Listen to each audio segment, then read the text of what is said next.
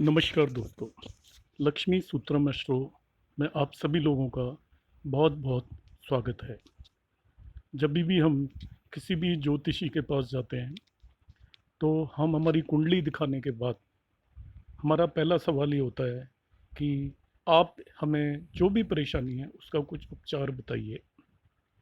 ज्योतिषी भी अपनी जानकारी के हिसाब से आपको कुछ पूजा मंत्र, दान, तप आदि उपचार बता देते हैं। हम उन्हें पूछकर चले आते हैं और हम वो उपचार करने लगते हैं, मगर हम देखते हैं कि हमें उससे कई बार कोई भी लाभ नहीं होता। और फिर हम उस ज्योतिषी के पास जाते हैं, या हम ये सोच लेते हैं कि ये जो भी बातें बताई गई हैं ये सही नहीं है और ये हमें ऐसे ही बता दी गई है, और हम उसको विश्वास करना छोड़ देते हैं। मगर क्या कभी हम सोचते हैं कि हम जो उपचार कर रहे हैं उनमें हम सभी बातों का ध्यान रख रहे हैं या नहीं? जैसे आपका एलोपैथिक मेडिसिन है, डॉक्टर कहता है एक सुबह और एक शाम को लेनी है आपको, खाना खाने के बाद। अब यदि आप उसे खाना खाने से पहले ले लेते हैं तो वो मेडिसिन आपकी इफ़ेक्टिव नहीं रहेगी। सुबह शाम की जगह आप सोचते हो कि मैं तो एक साथ ही दोनों टैबलेट ले लेता हूँ, तो वो आपको नुकसान करना शुरू कर देगी। तो बिल्कुल ऐसे ही सभी उपचार, ज्योतिषी उपचार के भी कुछ नियम हैं। श्रावण का महीना आने वाला है। अधिकतर ज्योतिषी अपने जातकों को श्रावण के महीने में कई तरीके के उपचार बताते हैं। तो जो भी बंधु भाई इस ज्योतिष में बिलीव करते हैं और वो उपचार करते हैं, तो उनके लिए मैं यहाँ पर कुछ एक सलाह लेकर आया हूँ। तो यदि आप उन्हें फॉलो करेंगे तो आप जो भी प्रयास कर रहे हैं तो उनमें आपको ज़रूर कामयाबी मिलेगी।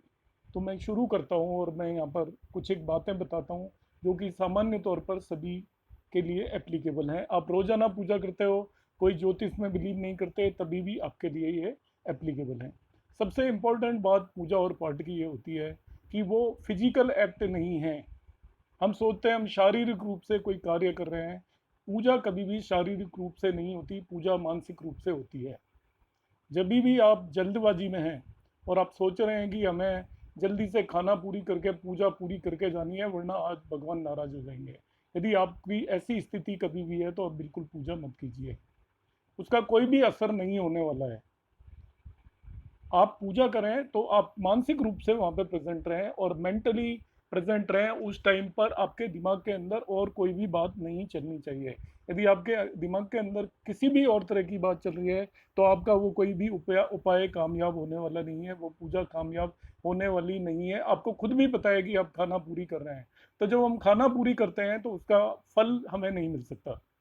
तो फल मिलने के लिए आपको पहली कंडीशन ये है कि जब भी आप पूजा करें, चाहे हम ना करें वो बेटर है, मगर करें तो पूरा मन लगा कर करें।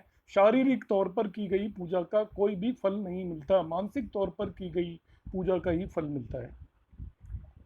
जनरली हम पूजा पाठ में या तो मंत्र बताते हैं या फिर किसी भगवान के ऊपर किसी तरह की पूजा बताते हैं, तो उनमें हम जिन चीज़ों का ध्यान रख रहे हैं, रोजाना जो लोग पूजा करते हैं वो भी इन चीज़ों का ध्यान रख सकते हैं। वैसे तो सभी लोगों को ये भारतीय संस्कृति में ये चीज़ें मालूम होती हैं, मगर जिन्हें मालूम नहीं है और जो नए उपचार ले रहे हैं, मैं उन सभी के लिए ये कुछ एक पॉइंट आपके सामने रख रहा हूँ। जब करते समय जीभ या होंठ को नहीं हिलाना चाहिए, मन में चलना चाहिए। जो भी जप कर रहे हो वो मन के अंदर होना चाहिए। इसे उपांशु जप कहते हैं। इसका फल 100 गुना फलदायक होता है। दूसरा पॉइंट है, जप करते समय दाहिने हाथ को कपड़े या गोमुखी से ढककर रखना चाहिए। ये नहीं कि हम उसको दिखाकर जप कर रहे हैं। दाहिने हाथ में आपने जो भी लिया, माला या जो भी चीज़ ली है, उसको आप जप कर रहे हैं तो उसको ढककर रखना है। आडंबर नहीं करना हम और लोगों को दिखा रहे हैं कि हम जप कर रहे हैं। तीसरा, जप के बाद आसन के नीचे की भूमि को स्पर्श कर नेत्रों पर लगाना चाहिए। इसका एक साइंटिफिक सिग्निफिकेंस है जो मैं फिर कभी बताऊंगा। Fourth point, Sankranti. संक्रांति वो दिन होती है जब सूर्य राशि परिवर्तित करते हैं। द्वादशी, अमावस्या, पूर्णिमा, रविवार और संध्या के समय पर तुलसी को तोड़ना निषिद्ध होता है, मना होता है। इन दिनों पर आप तुलसी को ना तोड़ें। कभी भी दीपक से दीपक को नहीं जलाना चाहिए। जब हम दिए जलाते हैं तो कुछ एक टाइम पर हम दीपक से दीपक जलाते हैं, दीपावली पर बहुत जगह परंपरा होती है, मगर पूजा के लिए दीपक से दीपक को नहीं जलाना चाहिए।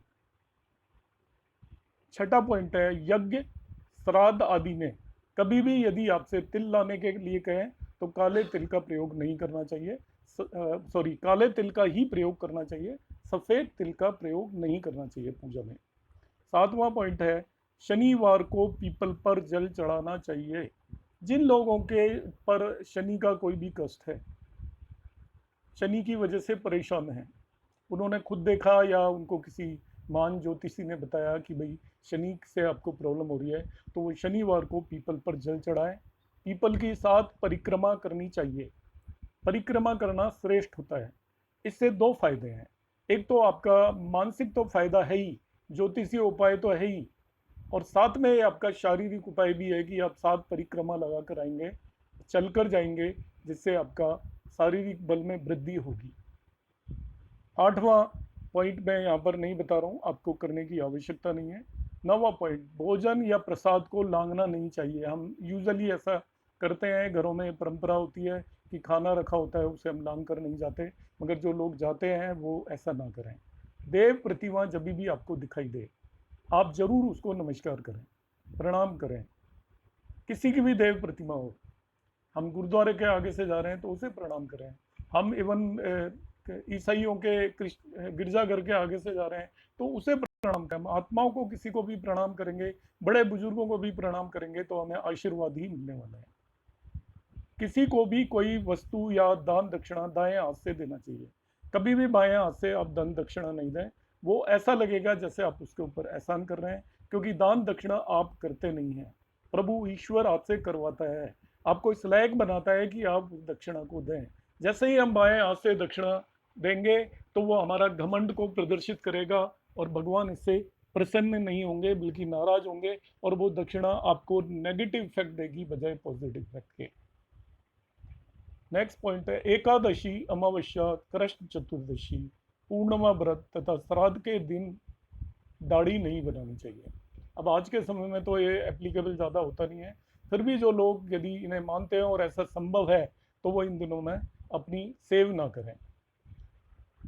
फिर 13 पॉइंट भी मैं यहाँ पर नहीं बता रहा हूँ, आज के समय में संभव ही नहीं है, इसलिए मैं 14 पॉइंट बता रहा हूँ।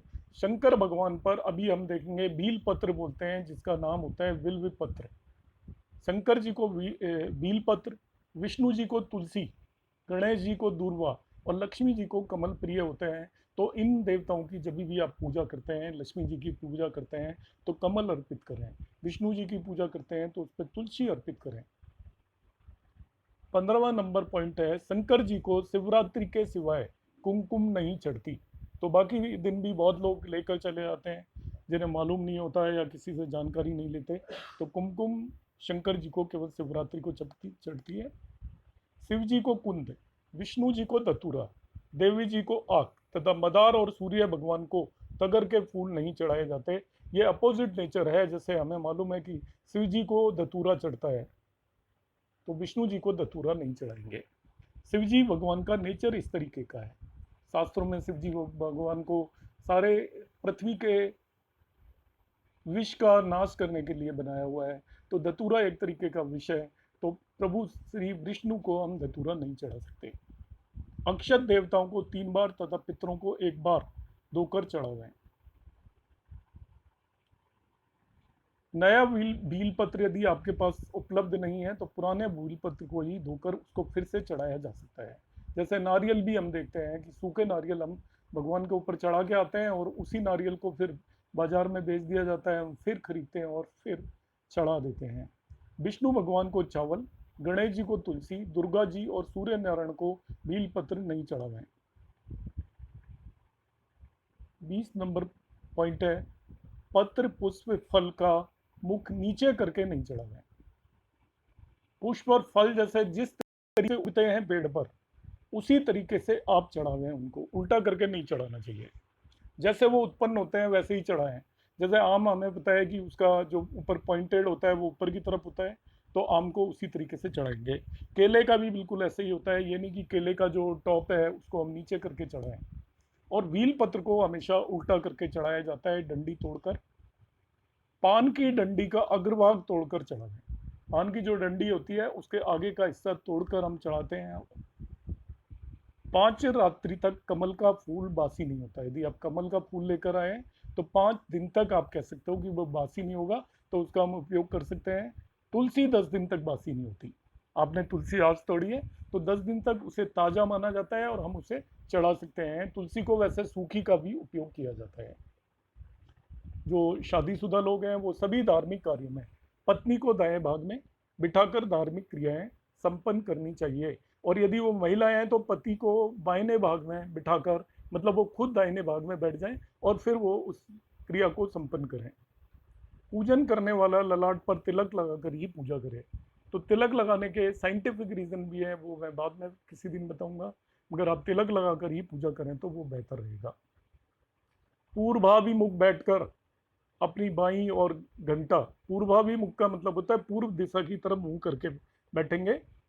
बाई और घंटा मतलब जिसे हम बजाते हैं, आपको पता है हम आरती करते हैं तब छोटी सी घंटी होती है उसको बजाते हैं, घंटा तो उपलब्ध नहीं होता। धूप भी बाई ओर रखेंगे तथा दाहिनी ओर शंख, जलपात्र एवं पूजन सामग्री रखें। दाएं हाथ की तरफ हम रखेंगे शंख, जलपात्र एवं पूजन सामग्री। इसका एक सिग्निफिकेंस है वैसे भी, क्योंकि आपको बार बार हमें शंख, जलपात्र और पूजन सामग्री का उपयोग करना होता है। तो बाईं तरफ यदि हम रख देंगे तो बायां हाथ जनरली हमारा काम नहीं करता, सही काम हमारा दायां हाथ करता है। तो ये चीज़ें हम दाएं हाथ की तरफ रखें। और हमें घंटा और धूप का ज़्यादा उपयोग नहीं करना होता, इसलिए उसे हम बाईं तरफ रखें। आखिरी पॉइंट है, घी का दीपक अपने बाईं ओर तथा देवता को दाहिनी ओर रखें एवं चावल पर दीपक रखकर प्रज्वलित करें। मतलब अब जो दीपक रख रहे हैं उसको चावल के ऊपर रखकर ही प्रज्वलित करें, उसको स्थापित करें। नीचे हम चावल रख दें और उसके ऊपर दीपक को स्थापित करें। इन सभी चीज़ों का यदि हम ध्यान रखेंगे, और सबसे इम्पोर्टेंट, मन से पूजा करें, तन से पूजा का कोई भी फायदा नहीं है। हम जब मन से पूजा करेंगे तभी ईश्वर तक वो हमारी पूजा पहुंचेगी और उसका सही असर होगा। मंत्रों का उच्चारण भी मन से करेंगे तभी हमारी बॉडी के अंदर पॉजिटिव एनर्जी आएगी, सकारात्मक ऊर्जा आएगी और वो हमारे कष्टों के निवारण में हमारी हेल्प करेगी। तो सभी साथी, मुझे उम्मीद है कि इससे उन्हें कुछ ना कुछ लाभ होगा। आपको मेरा वीडियो कैसा लगा कमेंट बॉक्स में कमेंट करना ना भूलें।